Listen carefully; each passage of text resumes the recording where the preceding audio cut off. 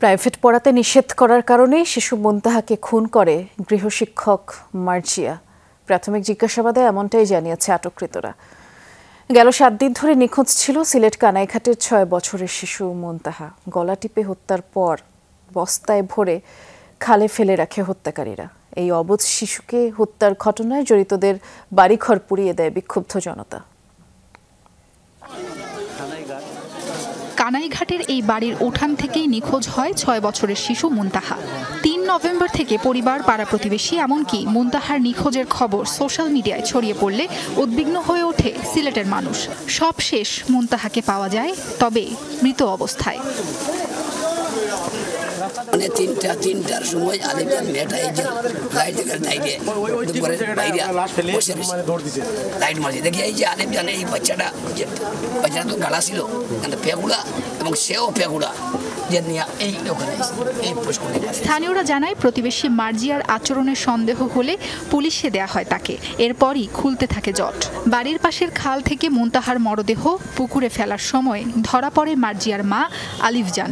3 জনকে আটকও দেখায় পুলিশ। অবুঝ শিশুর এমন মৃত্যুতে নির্বাক বাবা মা। মেয়ে হত্যার বিচার চাইলেন দেশবাসীর কাছে।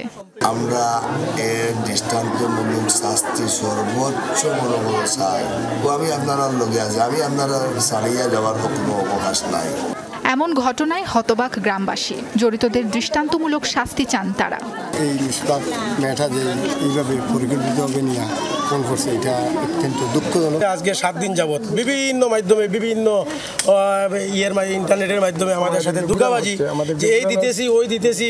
এরই মধ্যে ঘটনাস্থল পরিদর্শন করেছেন পুলিশ সুপার। মুনতাহার পরিবারকে ন্যায় বিচারের আশ্বাস দেন তিনি। প্রাথমিকভাবে একজন তার প্রত্যক্ষ সংশ্লিষ্টতার কথা বলেছেন, কিন্তু আমরা এটাকেই একমাত্র কজ হিসেবে ভাবতেছি না। আরও কিছু কজ আমাদের কাছে মনে হচ্ছে যে থাকতে পারে। শিশু মুনতাহাকে হত্যার ঘটনায় ক্ষুব্ধ গ্রামবাসী মার্জিয়াদের বাসাবাড়িতে হামলা চালায়। ভাঙচুরের পর আগুনে পুড়িয়ে দেয় বিক্ষুব্ধরা।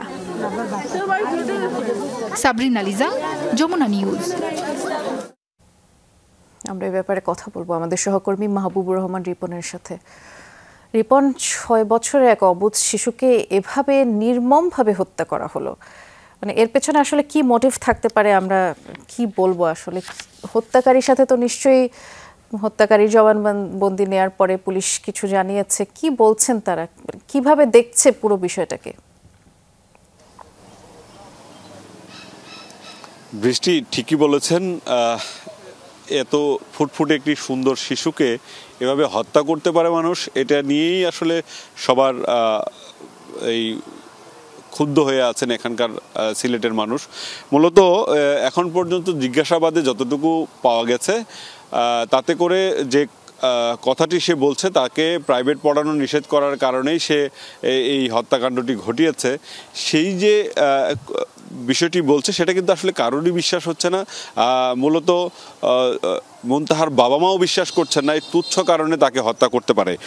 আরেকটি বিষয় বলে রাখি যে পুলিশ জিজ্ঞাসাবাদে এক এক সময় এক এক তথ্য দেওয়ার পর সবশেষ যে তথ্য দিয়েছিল, সে বারবার কথা বলার পরে যে শুধু এই সামান্য কারণে তো তাকে হত্যা করা বিষয় থাকতে পারে না, অন্য কোনো বিষয় আছে কিনা।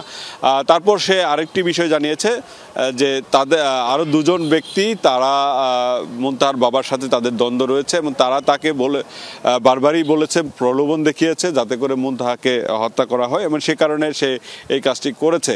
তারপরেই কিন্তু পুলিশ সেই 2 জন ব্যক্তিকেও আটক করে নিয়ে আসে। এই মুহূর্তে এই 4 জন রয়েছে, মার্জিয়া রয়েছে, মার্জিয়ার মা রয়েছে এবং নাজমা বেগম এবং আরও একজন ব্যক্তি রয়েছে। তারাই মূলত তাদেরকে জিজ্ঞাসাবাদ করছে, কিন্তু এই জিজ্ঞাসাবাদ শেষেই আসলে রাতের দিকে পুলিশ কনফার্ম করতে পারবে যে আসলে কি কারণে এই হত্যাকাণ্ড হয়েছে। বৃষ্টি, আমরা শুনছিলাম রিপন, ধন্যবাদ জানাচ্ছি আপনাকে।